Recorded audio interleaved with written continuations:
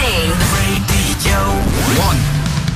And please welcome my very special guest. Good afternoon, Stephen Merchant. Thank you for having me. It's an absolute pleasure. Can I be referred to as a friend of the show? Have I achieved that by being... I think this is the third time, is it? We've been on? Second or third time? Yeah, twice. How many times have I got to be on before I can be a friend of the show? Okay, all right. 3 times. Well, okay, I'm pushing my luck here. Sorry. Well, we've actually got Ricky and Carl on tomorrow. Right. And he is a certified friend of the show. Okay. Pest of the show. Sure. I think it's his 6th appearance tomorrow. Oh, I see. That makes sense then. What am I then? I'm someone you met at a party of the show. Oh, it's like we're at second base. Okay, all right. Wow, I didn't realise it was that intimate with Ricky. Is that all right? Yeah. Okay, sure. We're at second base. Okay, good. Thank you for popping in today. Thanks. Your tour schedule is insane. When this got announced a few months ago, I saw it in the paper, and I saw a big picture of you. Yes. And I was like, oh my god, he's going on a massive tour. And I looked at the dates and went, 50 odd? 50 yeah, this odd is dates. a stand-up comedy tour, I should make clear. I'm not just touring around the UK with a band. You know, well, just on my own.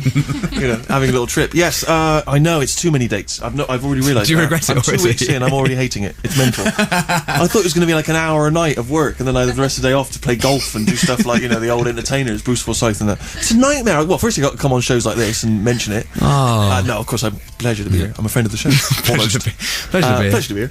And I'm travelling around, and from this week it's going to be staying in hotels up and down the country and stuff, and it's too much effort. Depressed. I don't know what I was thinking. I'll tell you this: if you don't come to this, I'm not doing it again. So if you're even any inkling of coming to see the show, you have to this time, because I can't imagine doing it again. You're doing 5 nights. Is it 5 or 6 nights at Hammersmith Apollo? Well, if that's what they're saying, but I don't know. I mean, if they're shifting, I don't know if there's tickets are shifting. I have no idea. I haven't looked into it. Yeah, it's no. I mean, I always give 110% on the night. Unless I don't want people thinking that. Unless you're up north. No, absolutely. Always, that's the thing. I do think people have come out, and I am always amazed that people have come out. They've got so many things they could do. They could stay in, they could listen to Radio 1, they could watch telly, they could go on the internet. There's so many things they could do, but they choose to come out. So I do, and I come off sweating. I've got a sort of Lee Evans-y level of sweat going on. I do a lot of physical comedy, which you wouldn't perhaps expect. So I do put the effort in. I don't want people to think they're going to be shortchanged. I don't think they would expect that, would they? To sit down and go, I'm going to be shortchanged here.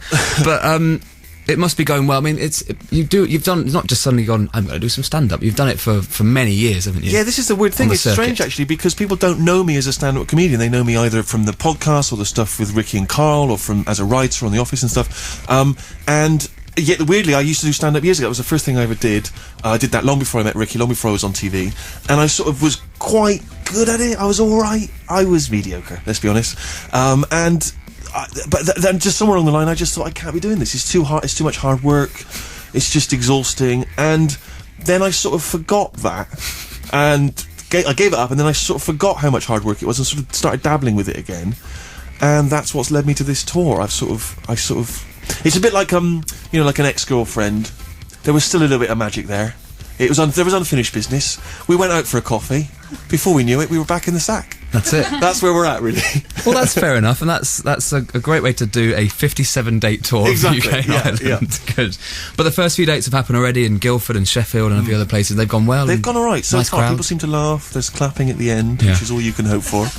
And I should say the audiences have been amazing. I've really enjoyed that. I was amazed, and places you wouldn't think there was even people who knew I was coming out and sort of enjoying it. And that's the thing. I do enjoy the performance side of it. It's the travelling and and sort of and worrying about it, anxiety for a couple of hours beforehand.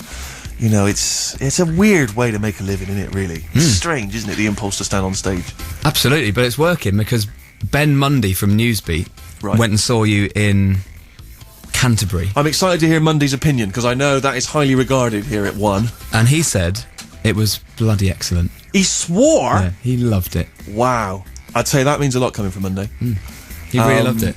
Oh, well, that's very sweet. That's very sweet. I have been surprised, actually, at how many people have been complimentary. And I've also... It's just interesting that a lot of people seem to have been surprised by the show. Like, they've been surprised at how physical it is. I guess people don't know. Oh my God, what do you do? It's like a circus act. I know, it sounds awful, doesn't it? It sounds like I'm just dancing around like a monkey for your applause, which is essentially what I am doing. No, it's just because when you're 6'7" and you're sort of a bit awkward and a bit gangly, it just seems weird not to use that as part of the act. Do you know what I mean? So yeah. I do basically dance around like a fool. Wonderful. Yeah. We're going to talk more about a load of other stuff in a second. We're going to play the new Marinette and the Diamonds record first. This is Radioactive, more from Stephen Merchant. Our special guest today is Stephen Merchant. We were just talking about the fact that you actually started, well, a bit of your early career was at Radio 1.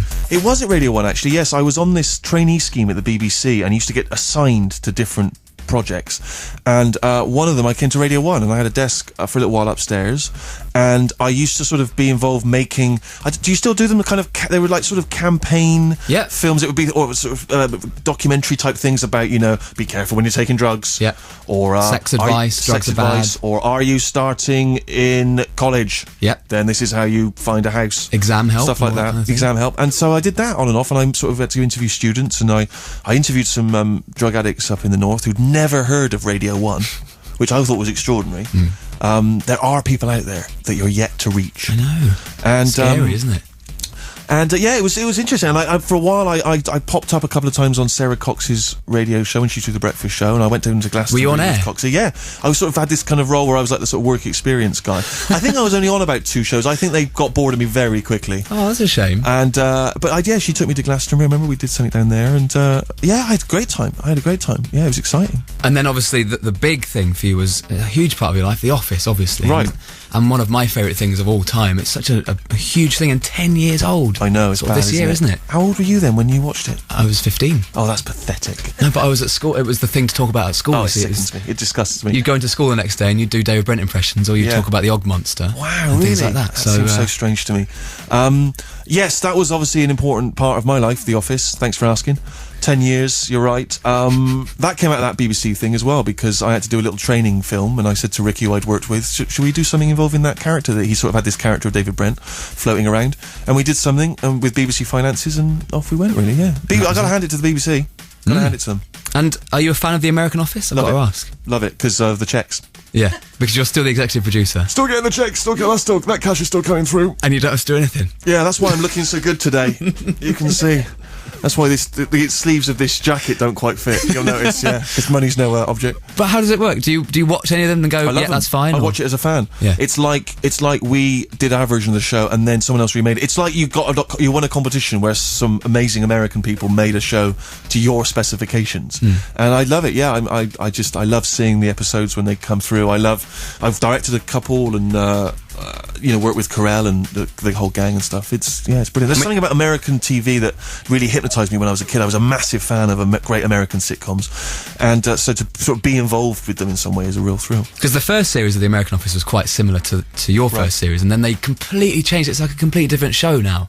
So well, the only credit I think Ricky and I can take is the one thing we said was you mustn't be beholden to ours. You've got to take it in your own direction, and that's one of the reasons we weren't involved at the Coalfix, because we just thought we're just going to try and replicate ours too much. And once they took it off in their own direction, they've just gone somewhere different from it. I love it. I'm really proud of it.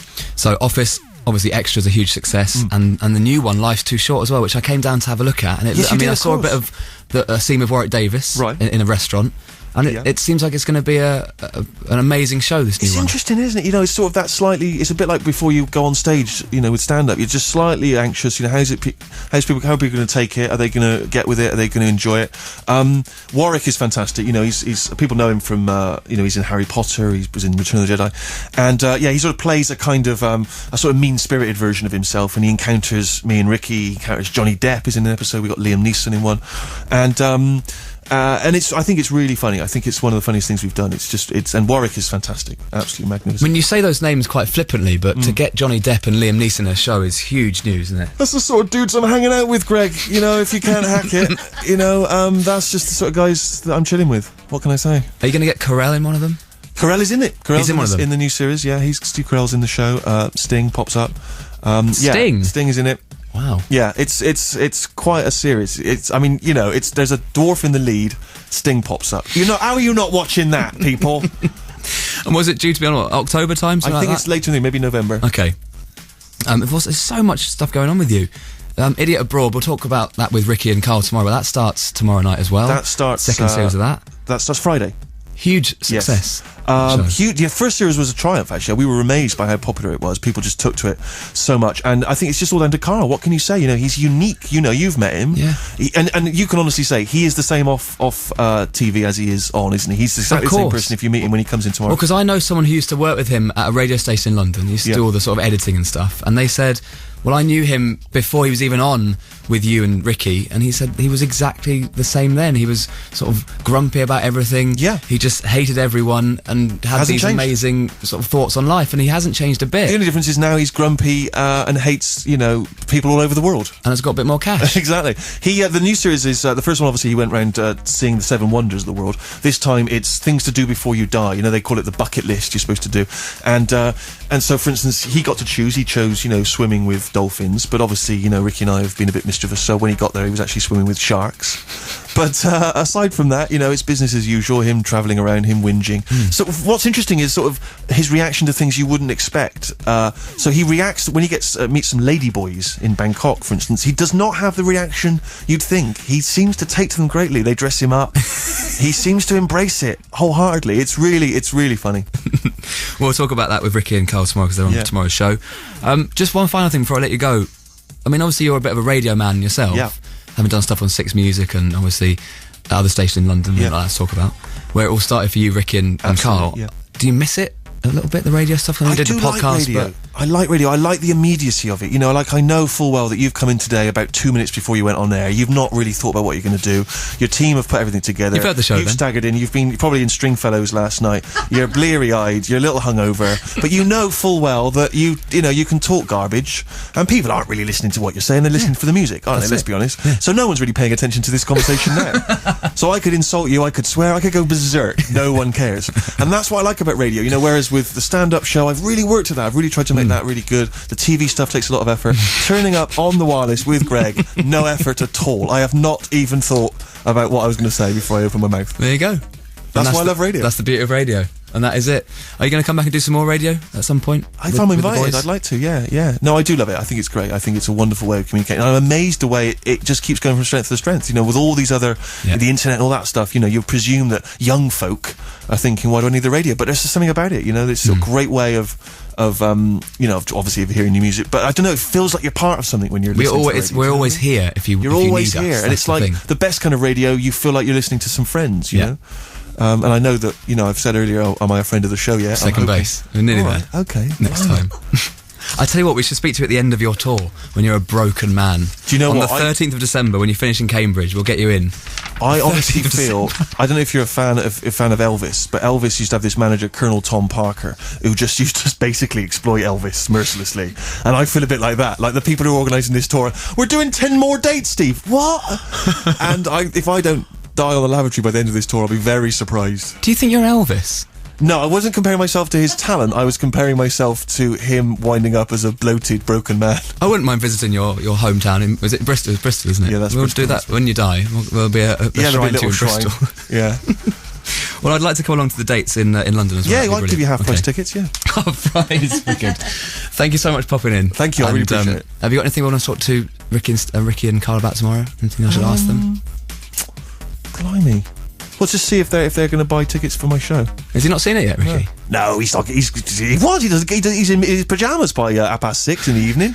Okay. He'll probably wait for it to be on Dave. Stephen, thank you so much for popping in. Thanks for having me. See you soon. Thank you.